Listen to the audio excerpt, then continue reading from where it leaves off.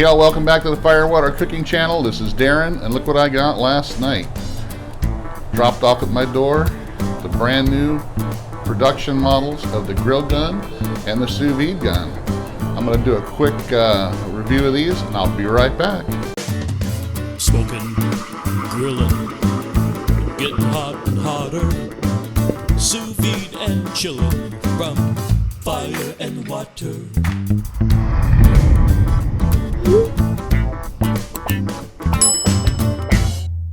Alright guys, just want to first show you the manual that comes with these.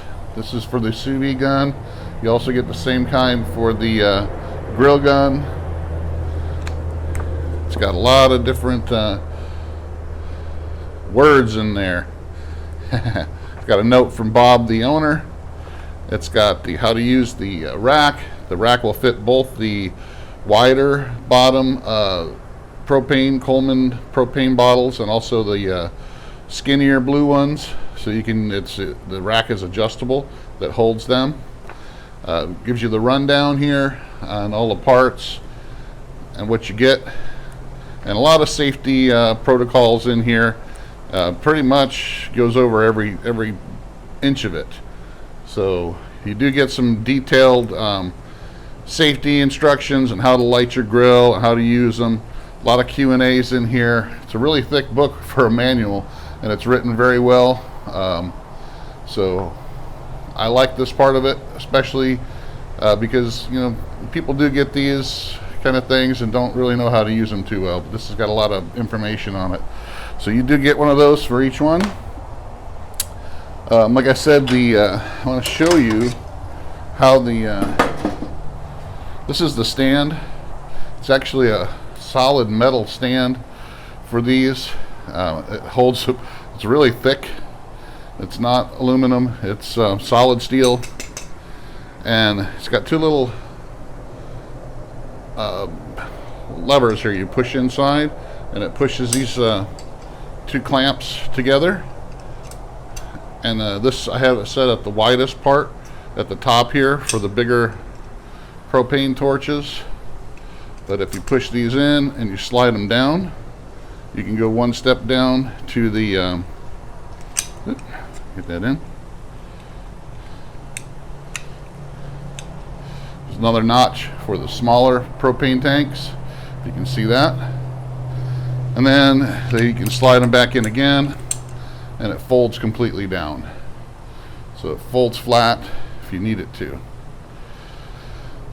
Like I said, this is a lot sturdier than what the initial stand was going to be. They redesigned this when they started putting the final touches on. So they made it where it's actually a lot beefier than it would have been initially. So I think initially it was just going to be like a wire rack, but this is a lot more stable, a lot beefier, works a lot better, in my opinion.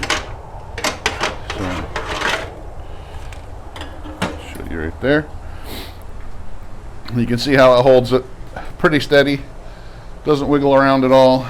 You know, those things aren't going to tip over, and you want to have that held like that because when you're done using this, the bell here is still really hot because this does put out a lot of flame.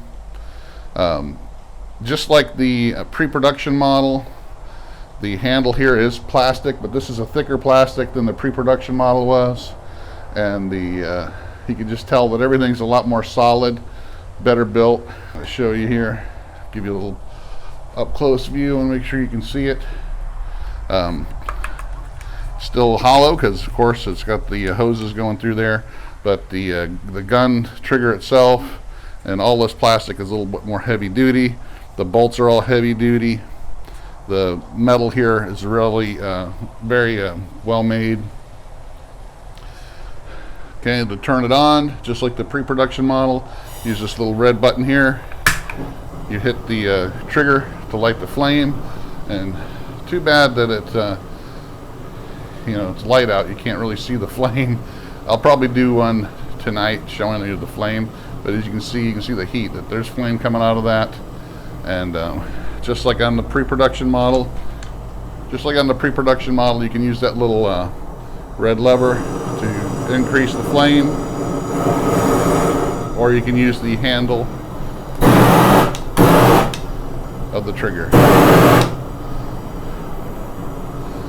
So both of those work the same. To shut it off, you just turn the little red knob all the way. That shuts the gas off, and there you have it. And they both work similar. The main difference to the Su-VGun, of course, is this diffuser plate that's in the bell housing here. And what that does, it concentrates the flame into the center here and makes it a little bit more concentrated. Gives it a hotter, bluer flame right there, and it's a lot easier for searing. And it doesn't quite go out as far as the grill gun does. So you could use this inside. You still got to be careful. I would use like a a big piece of ceramic or something to if you're going to use this inside. But you're still better off using this outside because it does put out a lot of heat, a lot of big flame. So it can be used inside, but just be careful. In the user's guide, it will also kind of go over some of that with you. You just got to be careful because these are very powerful flamethrowers, pretty much. So there you have it. I'm going to go ahead. I will go ahead and do a little test here on the grill gun to show you how it lights my PK grill, just so you guys have that.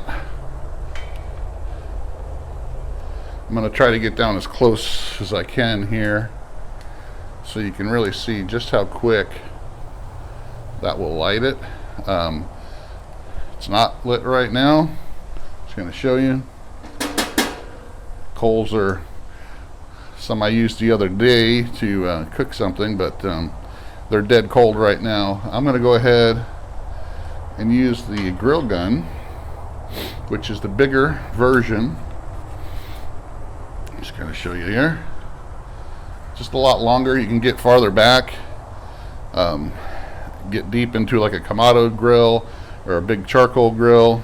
Just this puts out a lot more heat than the SuVGun, and the flame goes a lot farther. So you kind of want to stay back from it. But the same way to get it going is turn that open a little bit. You can see the flame on that a little bit, just coming out. Get the flame going, and then, well, all right guys, I'm going to go ahead and use the SuVGun here to show you how I can light my grill with it. A nice flame coming out there.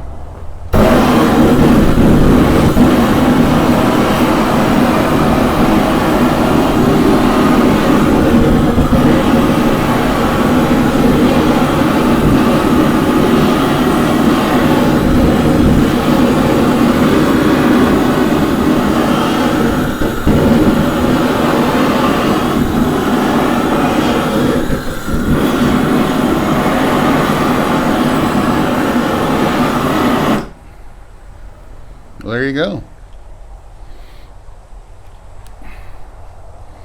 Ready to cook. Less than 15 seconds there. So, well guys, I just got done emailing back and forth with Bob Healy, the inventor and owner of GrillGun.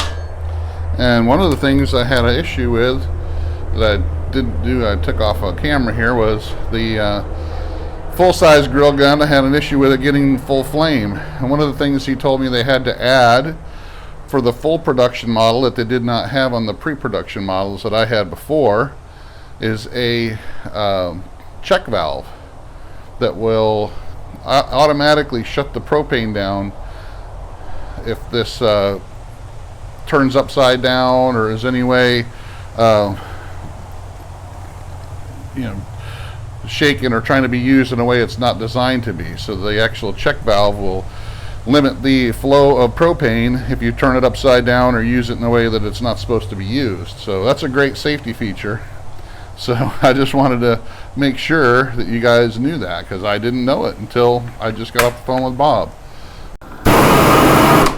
So there you have it, guys. So you just got to be careful with that check valve. So if you turn it sideways or upside down or something like that, it's going to set off that check valve, and it'll limit the amount of propane that'll come out of this. So all you have to do to fix it is unscrew the can and screw it back in, because there's a little bit of pressure that will be released, and that will make it so you can use it again. There you go.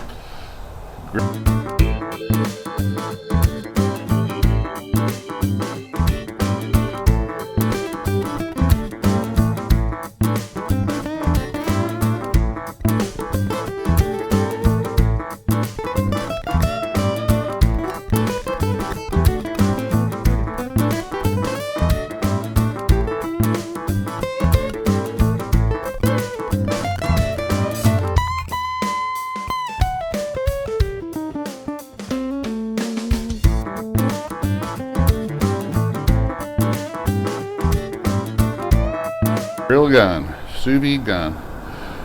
Check them out in the link below. Make sure you follow us on Facebook, Instagram, Twitter. Follow us on the Fire and Water Cooking Podcast.